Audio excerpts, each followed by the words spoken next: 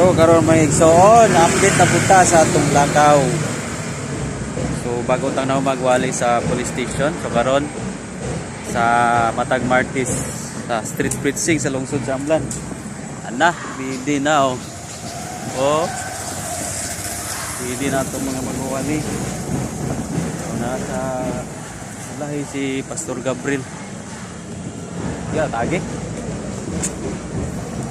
Ya, nami daghan kayong trucks, no? Kani ba? Mga balasahon. While gawali may managtag punta og trucks. No? Kay may nalaman ilan ning pagabasahon sa ilang panimalay.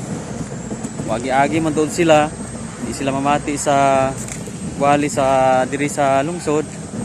Ug ilan ning basahon sa ilang panimalay. Okay?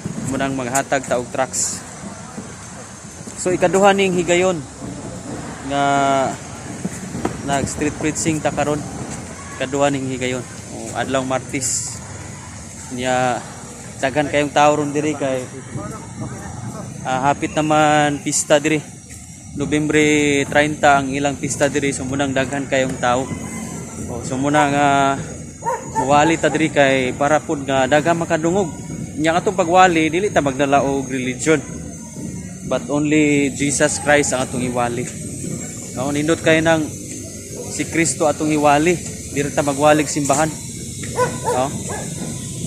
Kay kitang tanan managsuon tas tubangan sa Ginoo. Munang tabangan atong wali ning kamatuoran. Mangwali ta.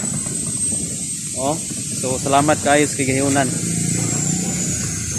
Lain na usab nga adlaw makawali ta.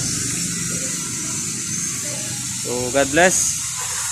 Update ra ta mo ron sa mga wali na to, i-upload na nato. Salamat kayo, God bless.